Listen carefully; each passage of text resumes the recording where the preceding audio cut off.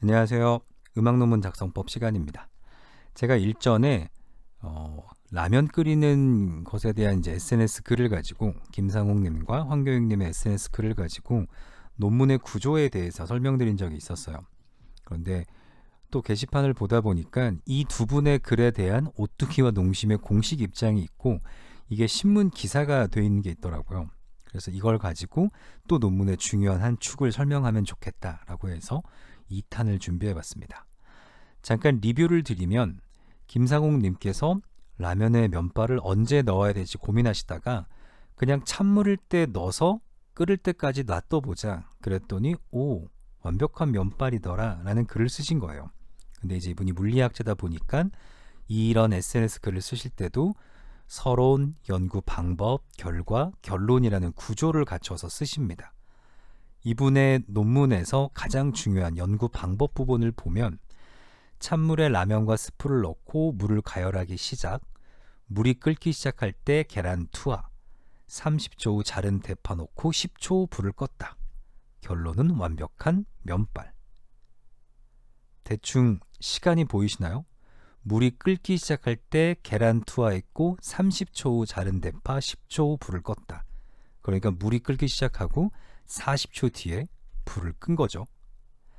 이 정도의 수치만 주어지고 있어요. 물론 SNS 글이니까 이제 웃자고 한 얘기에 죽자고 덤비는 형국이지만 어쨌든 이렇게 연구 방법이 나와 있고 이 연구 방법의 결과 맛있더라. 그런데 황교익님께서 이런 결론에 이제 논의로 이제 등장하시는 겁니다. 라면은 밀가루 음식이고 밀가루를 익히는 것을 호화라고 한다. 근데 이미 라면은 튀겨서 나오니까 이런 호화 과정을 겪을 필요 없다. 라면을 끓이는 건 면을 익히는 게 아니라 불리는 거다. 풀어주는 거다. 그러니까 이걸 이해하면 왜 찬물에서부터 라면 끓이기가 유효한지 알 수 있을 거다. 이러한 연구에 대한 결론, 이러한 논의점, 이게 이전 버전에서 이제 설명드린 거였어요.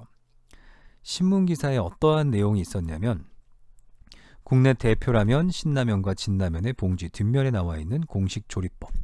신라면 물 550ml 끓인 후 면과 불만 슬프, 후레이크를 같이 넣고 4분 30초간 더 끓이면 좋습니다.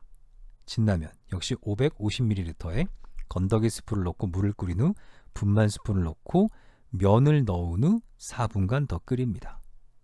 여기서 이제 물이 끓었다.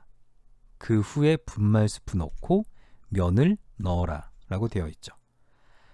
농심과 오뚜기의 입장이 있어요. 되게 재밌습니다. 농심은 찬물 조리법은 문제가 없지만 교수님 표현대로라면 변인 통제가 안 된다고 말했다. 찬물의 온도가 제각각이라는 것이다. 섭씨 5도든 10도든 찬물이다. 또 집집마다 가스레인지나 인덕션 등의 화력도 다르다.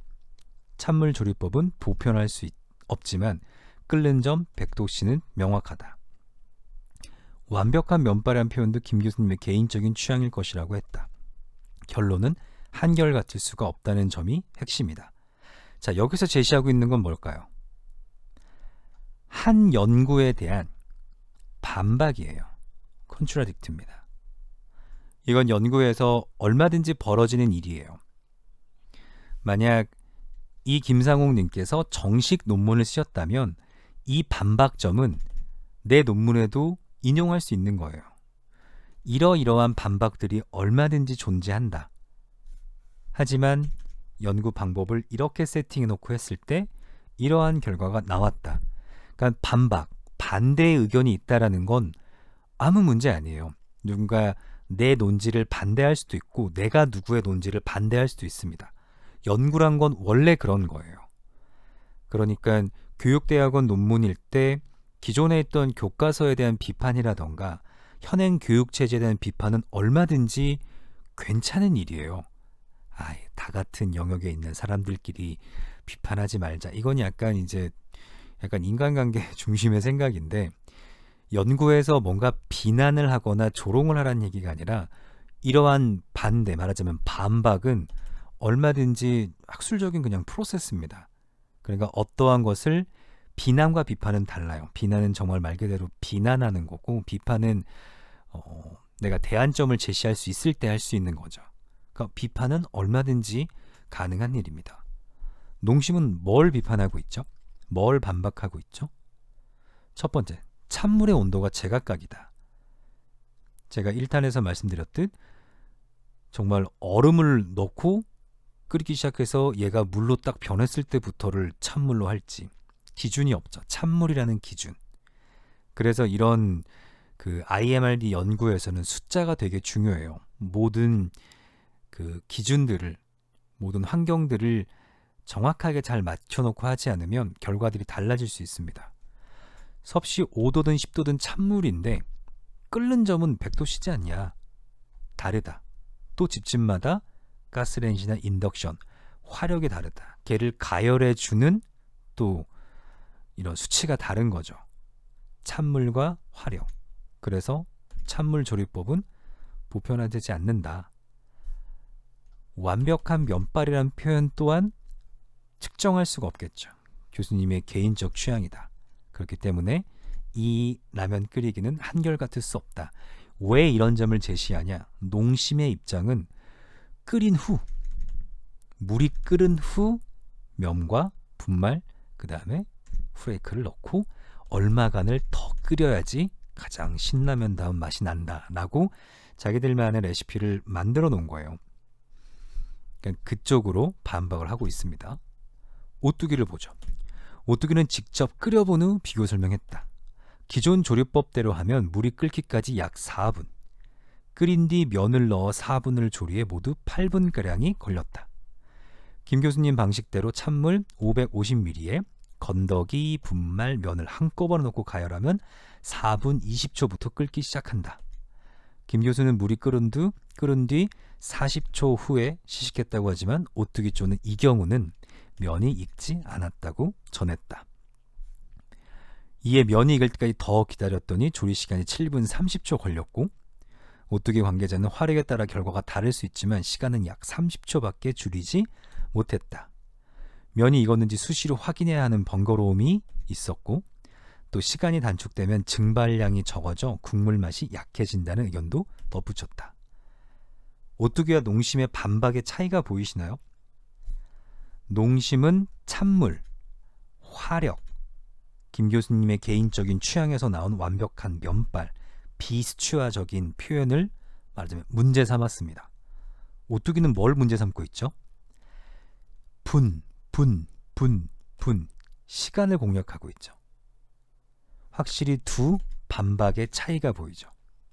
물이 끓기까지 4분, 끓인 뒤 면을 넣어 4분, 총 8분이 필요하다. 그런데 이 연구자의 방식을 사용하면 4분 20초부터 물이 끓고 그 뒤 40초 후에 시식을 하면 면이 익지 않는다. 이 40초 어디 나온 40초죠? 30초 후 대파, 10초 후 불 껐다. 여기서 나온 거죠.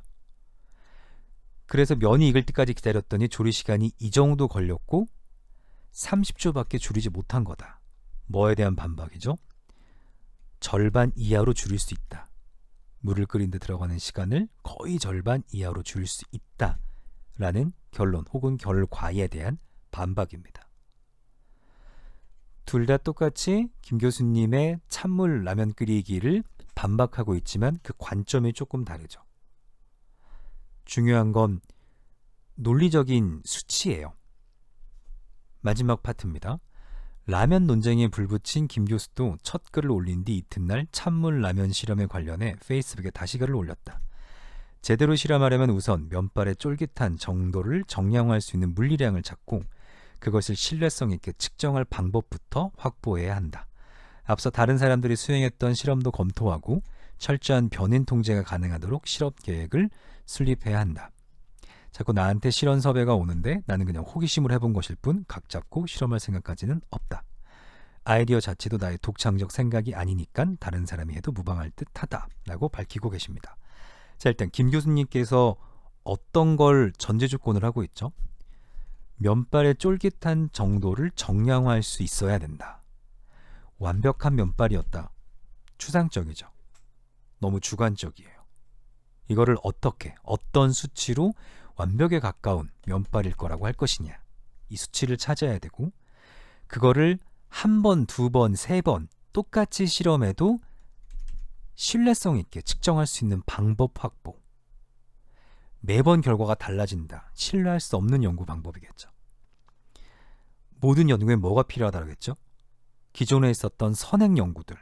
그러면 앞서 이와 비슷한 실험을 했던 사람들의 연구도 검토하고, 이건 실증 연구이기 때문에 변인 통제, 어떤 변수가 발생할 수 있는가.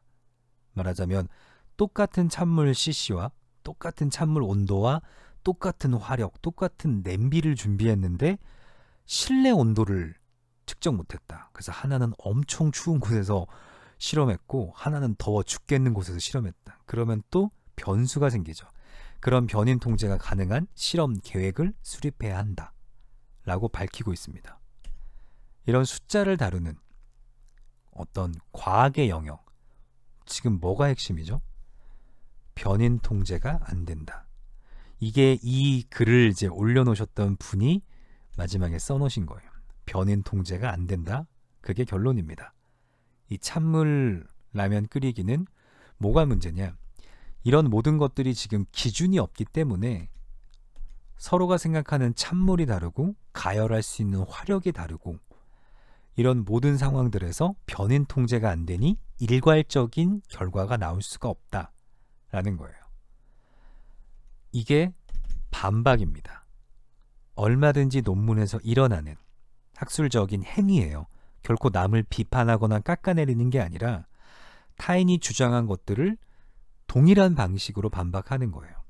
최근 램지어 교수의 위안부에 대한 이제 논문이 이슈입니다.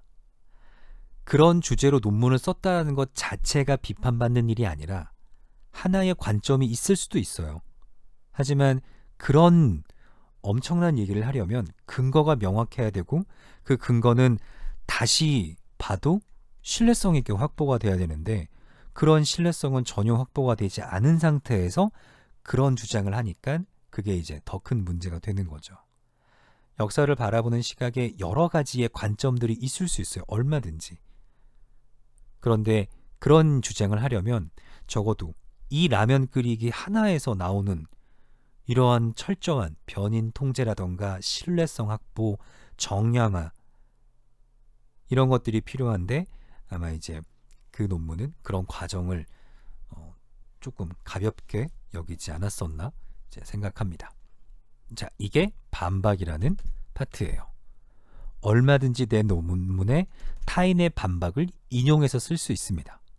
서론 부분에도 쓸 수 있고 토의 부분에도 얼마든지 쓸 수 있어요. 반박점이 있다라는 거, 나와 의견을 다른 사람들이 있다라는 건 전혀 이상한 일이 아닙니다. 그래서 혹시 누군가 여러분의 논문에 반대를 하시거나 이래도 전혀 화내거나 그러실 필요 없다라고 다시 한번 말씀드립니다. 자, 이렇게 해서 찬물일 때부터 면을 넣어라는 찬물 라면 끓이기에 시리즈를 마쳐보도록 하겠습니다. 감사합니다.